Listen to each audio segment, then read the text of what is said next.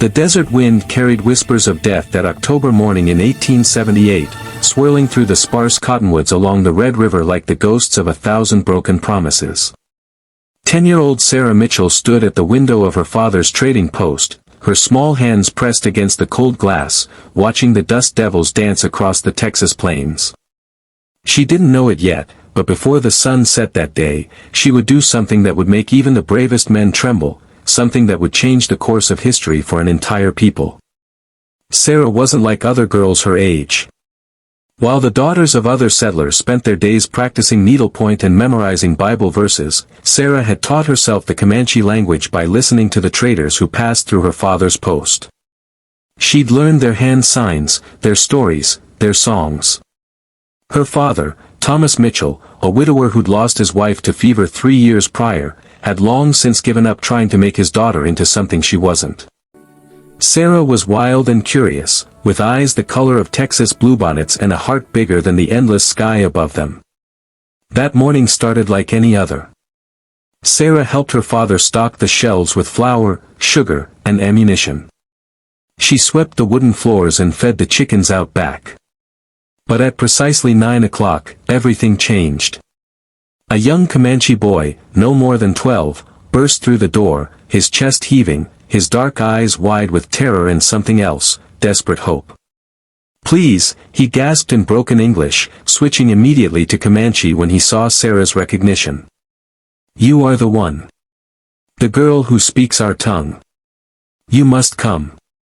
Chief Running Bear is dying, and you are his only hope." Sarah's father stepped forward, his hand instinctively moving toward the rifle behind the counter. The tensions between settlers and the Comanche had been high for decades, but in recent years, they'd reached a boiling point. Just last month, a Comanche hunting party had been ambushed by soldiers 20 miles north, and the survivors had sworn vengeance. Going to a Comanche camp now would be suicide. "Absolutely not," Thomas said firmly. "Sarah, get away from him." But Sarah didn't move. She looked into the boy's eyes and saw something that made her heart twist, the same look she'd seen in her own mirror the night her mother died, when she'd begged God for a miracle that never came. It was the look of someone watching their whole world slip away. "Papa," she said softly, turning to her father. "Chief Running Bear saved your life. Remember? 2 years ago, when you got lost in the canyon during that storm." Thomas Mitchell's jaw tightened. He did remember. He'd been tracking a wounded deer and lost his bearings when the snow started falling. He would have frozen to death if Running Bear, then still a powerful warrior, hadn't found him, given him shelter, and guided him home 3 days later. The chief had asked for nothing in return, even though the bounty on Comanche scalps was still being paid in some territories. That was different, Thomas muttered, but his resolve was already weakening. He was a man who paid his debts, even when it cost him dearly. The Comanche boy stepped forward urgently. "The white man's sickness burns through him. His spirit is leaving. The medicine man has tried everything. But he spoke your name, traitor. He said the white girl with the blue eyes and the Comanche heart might help. He said she would know." Sarah felt her pulse quicken.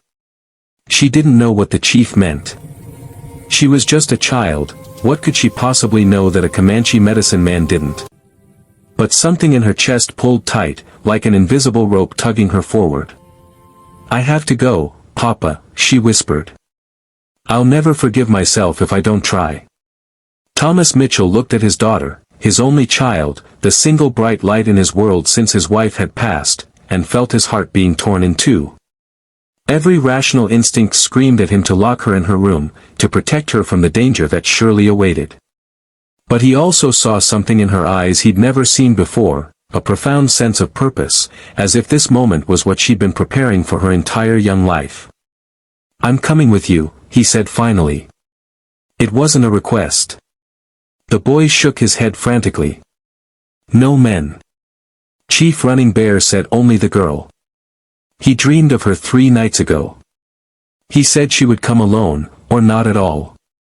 It is the way it must be." Sarah turned to her father and took his weathered hands in her small ones. "Papa, I'll be okay. I promise. The Comanche don't hurt children, you know that. And they certainly won't hurt someone who's coming to help their chief. Sarah. Thomas's voice cracked. I have to go, she repeated, and this time it wasn't a plea, it was a simple statement of fact, as undeniable as the sunrise. 20 minutes later, Sarah sat behind the Comanche boy on his painted horse, galloping across the prairie toward the western hills. Her father had packed her a small bag with water, dried meat, and bandages, though none of them knew what she would find when she arrived. The October sun climbed higher, beating down on them as the horse's hooves thundered across the hard-packed earth. What's your name? Sarah asked in Comanche, her voice barely audible over the wind. I am called Swift Arrow, the boy replied. Running Bear is my grandfather. He is the last of the great chiefs, the last one who remembers when our people ruled these plains like the wind itself. If he dies, something sacred dies with him. Sarah felt the weight of those words settle over her shoulders. She'd heard the stories about Running Bear, how he'd led his people through impossible battles, how he'd negotiated treaties that no one else could have secured, how he tried to find a path for the Comanche to survive in a world that wanted them erased. But the wars had worn him down, and now, with his people scattered across reservations and the buffalo nearly extinct, many said his will to live had finally broken. They rode for nearly 2 hours, climbing into the rocky hills where the Comanche had established a hidden camp. As they approached, Sarah saw dozens of teepees arranged in a circle, smoke rising from cooking fires. Women stopped their work to stare at her. Warriors emerged from their lodges, their faces a mixture of curiosity and suspicion. A white girl had never been brought to this sacred place. Swift Arrow helped Sarah down from the horse and led her through the camp. People parted before them like water before a stone. An elderly woman with silver hair and deep lines etched around her eyes stepped forward, studying Sarah with an intensity that made her want to look away, but she didn't. She met the woman's gaze steadily. You are the one, the woman said in perfect English, surprising Sarah. I am Tall Grass Woman, the mother of Running Bear. My son has waited for you. He said you would have eyes like the Texas sky and a spirit that burns bright. He said you would not be afraid. I am afraid, Sarah admitted honestly. But I came anyway. The ghost of a smile touched the old woman's lips. That is what makes you brave, child. Fear that is conquered is worth more than fearlessness that has never been tested. Come. He is waiting. Sarah followed Tall Grass Woman to a large teepee at the center of the camp. The medicine man stood outside, his face painted with sacred symbols, his expression grave. He nodded to Sarah but said nothing as she was ushered inside. The interior of the teepee was dim, lit only by a small fire in the center. The air was thick with the smell of burning sage and something else, something sweet and sickly that Sarah recognized immediately as the scent of death. Her mother's room had smelled like that in those final days. Chief Running Bear lay on a bed of furs, his once powerful body now gaunt and trembling. His skin burned with fever, and his breathing came in shallow, rattling gasps. But when Sarah entered, his eyes opened, and she saw they were still sharp, still aware. Blue Sky Girl, he whispered in Comanche. You came. I knew you would. Sarah knelt beside him, her heart hammering. Up close, she could see the toll the illness had taken. His lips were cracked and bleeding, his chest covered in the telltale rash of typhoid fever. She'd seen it before, in the settlements. Many died. Most died. I don't know how to help you, Sarah said softly, honestly. I'm just a little girl. I don't have medicine or magic. Running Bear's hand, hot as a brand, reached out and grasped hers with surprising strength. You have something more important than medicine, child. You have the gift of seeing clearly. Look at me. Tell me what you see. Sarah studied him carefully, her mind racing. She saw the fever, yes. She saw the rash, the dehydration, the way his body was shutting down. But she also saw something else, something the medicine man's herbs and the white doctor. Sarah felt something burning in her chest, a fierce, desperate anger that she'd never felt before. She thought of all the stories she'd heard about this man, all the lives he'd saved, all the wisdom he'd shared. And now he was just giving up. Deciding his story was finished. No, she said firmly, her voice stronger than she felt. You're wrong, Chief Running Bear. Your people need you now more than ever. They need hope, child. I have none left to give them. Then let me give you some, Sarah said, and even as the words left her mouth, she didn't know where they were coming from, only that they felt true and necessary. Listen to me. I know the world has changed. I know the old ways are dying. But that doesn't mean there's no future for the Comanche. It just means the future looks different than the past. Running Bear's eyes closed. You are young. You do not understand what has been lost. You're right, I don't fully understand your loss, Sarah acknowledged. But I understand this, every ending is also a beginning. When my mother died, I thought my world had ended. But my father taught me something important. He said, Sarah, your mother's death doesn't erase her life. Every moment she lived, every person she touched, every bit of love she gave, that all still matters. That all still changes the world. Chief Running Bear, you are not just a warrior. You are a teacher. You are a bridge between the old world and the new one. Your people need you to help them walk across that bridge. For a long moment, there was only silence in the teepee except for the crackling of the fire. Then Running Bear opened his eyes again, and Sarah saw something different in them, a small spark of light where there had been only darkness. What you ask is harder than dying, Blue Sky Girl, he whispered. I know, Sarah said. Living always is. But you're a Comanche chief. You've faced impossible things before. Can't you face one more? Running Bear's cracked lips curved into the smallest smile.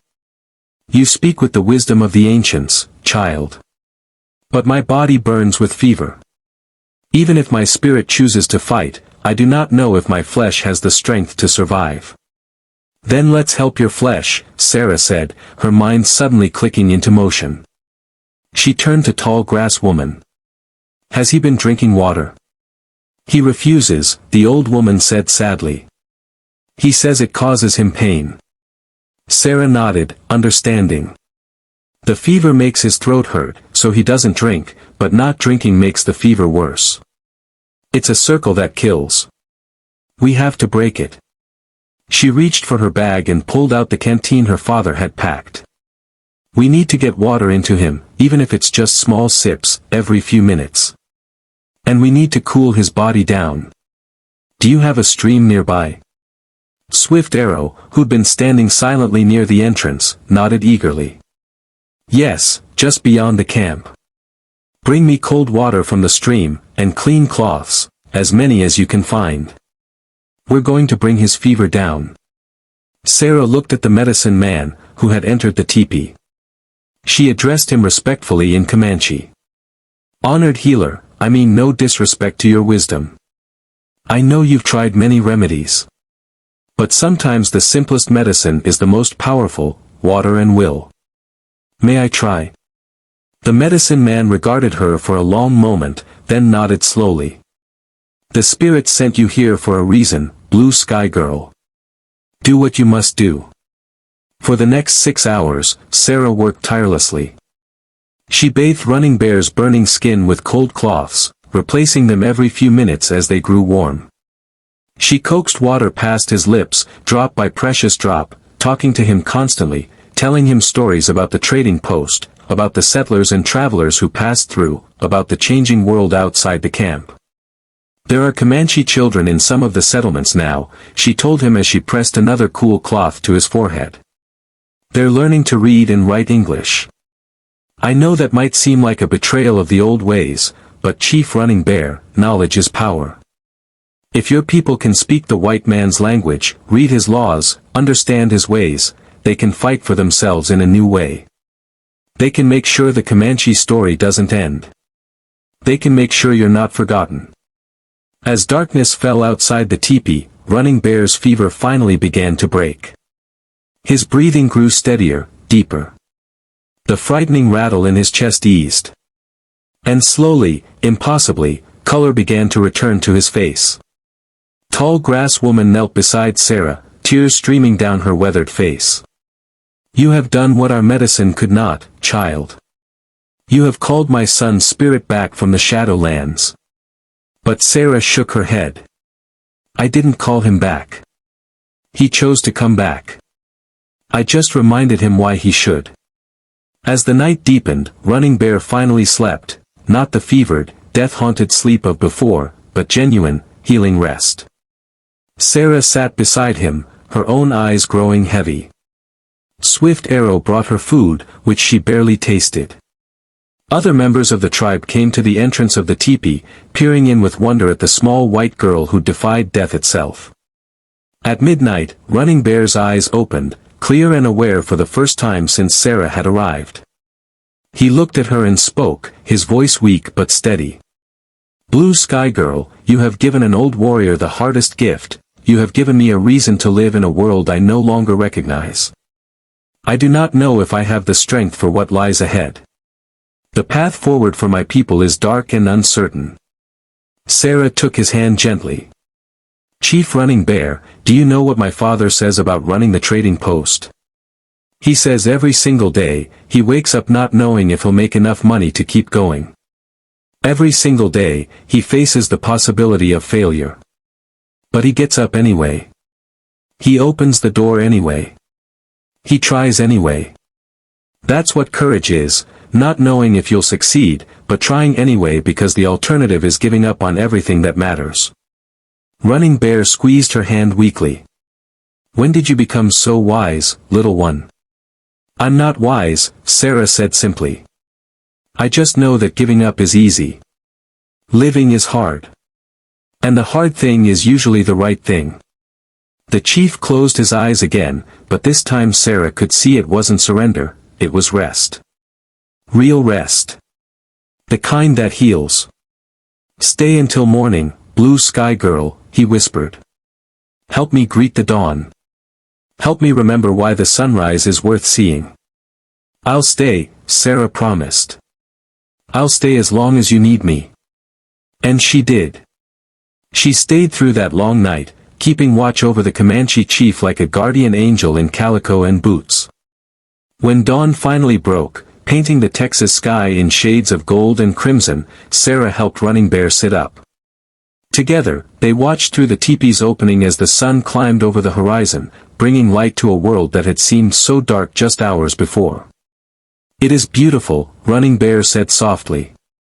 I had forgotten how beautiful it is. That's what happens when we decide to die, Sarah said. We stop seeing the beautiful things. We stop noticing the reasons to stay. But they're always there, Chief Running Bear.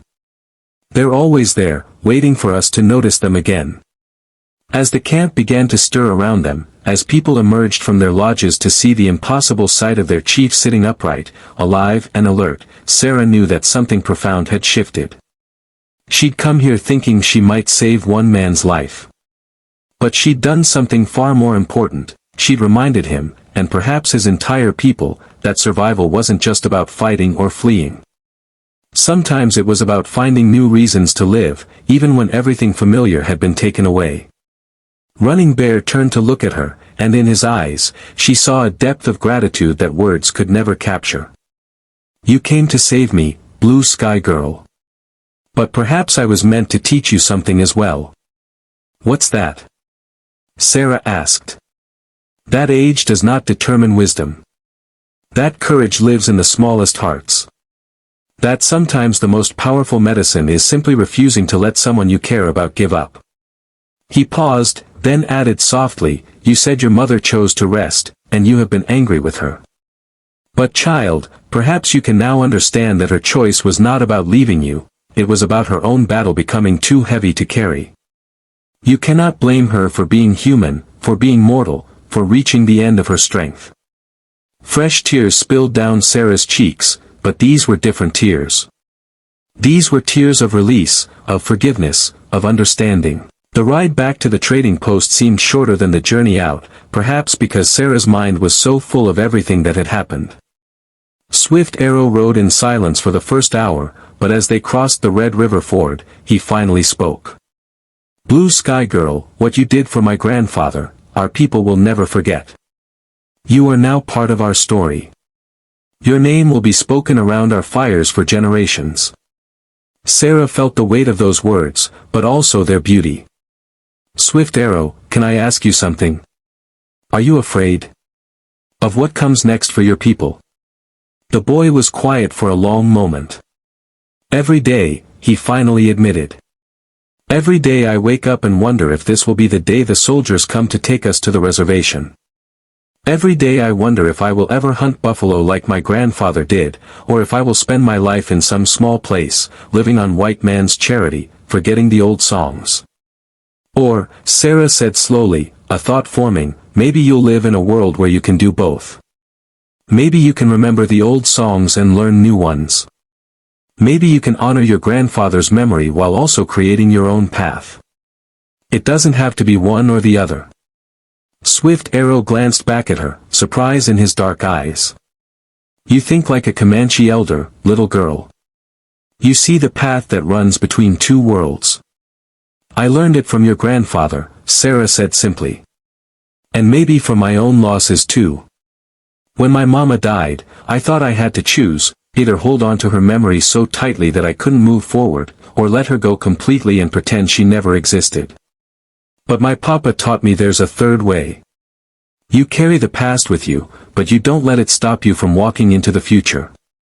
They rode on in thoughtful silence, and as the trading post finally came into view, Sarah saw her father pacing frantically outside, his rifle in hand. When he spotted her, his whole body sagged with relief. He ran toward them, and Sarah barely had time to slide off the horse before he swept her into his arms, holding her so tightly she could barely breathe. "Don't you ever do that to me again," he said fiercely, but his voice was breaking with emotion. "I've been up all night imagining every terrible thing that could have happened to you." "I'm sorry, Papa," Sarah said, hugging him back just as tightly. "But it was worth it. Chief Running Bear is going to live. He's going to help his people find a new way forward." Thomas Mitchell looked up at Swift Arrow, who sat quietly on his horse, watching the reunion. The man and the boy regarded each other for a long moment, two people from different worlds, separated by history and hurt and 1,000 misunderstandings. Then Thomas nodded slowly, respectfully. "Thank you for bringing my daughter back safely," he said. "And tell Chief Running Bear that his debt to me is paid in full. He saved my life once. My daughter has now saved his. We are even. More than even, we are." He struggled for the word. "Friends," Swift Arrow supplied in English, trying out the word carefully. "We are friends." Thomas Mitchell looked at his daughter, saw the hope shining in her blue eyes, and made a decision that would have seemed impossible just 24 hours earlier. "Yes," he said firmly. "Friends. You and your people are welcome at this trading post any time. And if there's ever anything you need, food, medicine, supplies, you come to me. No questions asked." Swift Arrow's face broke into a genuine smile, the first Sarah had seen from him. "My grandfather said the Blue Sky Girl would change things. He said she would help build the bridge between our peoples. I think he was right." As the boy rode away, Sarah and her father stood together watching until he disappeared into the shimmering heat of the prairie. Then Thomas led his daughter inside, sat her down, and made her tell him everything, every detail of the night, every word exchanged, every moment of fear and hope and impossible courage. When she finished, he was quiet for a long time, just looking at her with an expression she couldn't quite read. Finally, he spoke, his voice rough with emotion. "Sarah, do you know what you did last night? You didn't just save a man's life. You proved that the walls between people, walls built by fear and anger and history, can come down. You proved that a single act of kindness can ripple out in ways we can't even imagine. You did what armies and politicians and treaties couldn't do. You built a bridge. I just reminded him why living matters, Papa. That's all. The rest was his choice. That's all. Thomas laughed, but it was a laugh mixed with tears. Sweet girl, that's everything. In a world where people are so quick to hate, so quick to hurt each other, so quick to give up, you showed up with nothing but compassion and determination, and you refused to let a good man die. You're 10 years old, Sarah. 10 years old, and you're braver than most men I know. Sarah felt her cheeks warm. I was scared, Papa. The whole time, I was so scared. Bravery isn't the absence of fear, sweetheart. It's being scared and doing the right thing anyway. Don't you ever forget that. In the days that followed, word of what Sarah had done spread across the prairie like wildfire. Settlers talked about it in hushed, wondering tones. Traders carried the story from post to post. And among the Comanche, the tale of the blue sky girl who'd ridden alone into their camp and pulled their chief back from death's door became legend. But the real changes were quieter, more subtle, and infinitely more powerful. Chief Running Bear, true to his word, began working with the other Comanche leaders to find a new path forward for their people. He helped negotiate better terms for the reservation lands. He established schools where Comanche children could learn both their traditional language and English. He became an advocate, a voice, a bridge between two worlds that had spent generations trying to destroy each other. Thomas Mitchell transformed his trading post into a neutral meeting ground where Comanche and settlers could interact peacefully. He hired Swift Arrow to work at the post, teaching him the business of trade while learning Comanche customs in return.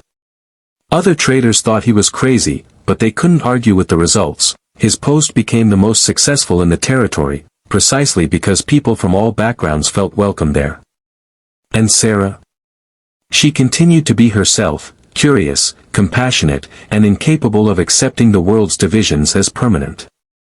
She learned more of the Comanche language, became a trusted translator when disputes arose, and never lost her ability to see people for who they were rather than what they represented. 3 months after that fateful night, on a cold January morning, Chief Running Bear came to the trading post. He walked in slowly, still not entirely recovered from his illness, but there was a light in his eyes that hadn't been there before. A purpose. Blue Sky Girl, he said when he found Sarah stocking shelves. I have something for you. From beneath his elk-hide robe, he produced a beautiful necklace made of silver and turquoise, crafted in the traditional Comanche style. But at the center, where there would normally be a single large stone, there was instead a small carving, a girl with her arms outstretched, like a bridge spanning a canyon. This is you, Running Bear said softly, fastening it around her neck. This is who you are. This is who you will always be. The one who stands in the middle, who refuses to let the chasm win, who builds the bridge even when others say it cannot be done. Sarah touched the necklace, feeling its weight, its meaning. Chief Running Bear, I just did what anyone would have done. No, child. You did what anyone should have done, but what most people lack the courage to do. You saw suffering and you ran toward it, not away from it. You saw a man who was different from you, a man your people have been taught to fear, and you saw only a human being who needed help. That is not common, Blue Sky Girl. That is extraordinary. Thomas Mitchell, overhearing the conversation, came over and stood beside his daughter. Chief, I want you to know, Sarah's been different since that night. She's always been special, but now she seems to understand something most people spend their whole lives trying to figure out. And what is that? Running Bear asked. That we're all just trying to survive, Thomas said. That beneath all the differences, the language, the customs, the history, we all want the same things. We want to protect our children. We want to live with dignity. We want to matter. We want to be remembered. And when we start seeing that in each other, walls come down. Running Bear nodded slowly. You are wise, Thomas Mitchell. Your daughter learned this wisdom from you, I think. No, Thomas said, looking at Sarah with pure pride. I learned it from her. But through it all, she held on to what she'd learned that October night when she'd ridden into a Comanche camp and refused to let a good man die. She held on to the truth that compassion is stronger than fear, that understanding can bridge any divide, that one person, even a small person, can change the world by simply refusing to accept that change is impossible. When Sarah was 16, Chief Running Bear passed away peacefully in his sleep. He was 73 years old, and in his final 6 years, he'd accomplished more toward securing a future for his people than many thought possible. He'd established 3 schools, negotiated fairer treatment with government officials, and preserved countless Comanche songs, stories, and traditions by having them written down for future generations. At his funeral, hundreds gathered, Comanche and settlers alike, united in their grief for a man who'd learned to be a bridge between worlds. Sarah stood with Swift Arrow, now a young man working as a teacher at one of the schools Running Bear had founded, and they wept together for the grandfather, the chief, the friend they'd lost. But they also celebrated. Because Running Bear's death wasn't an ending, it was a continuation. Every student who learned to read and write in both English and Comanche was his legacy. Every moment of peaceful interaction between former enemies was his gift.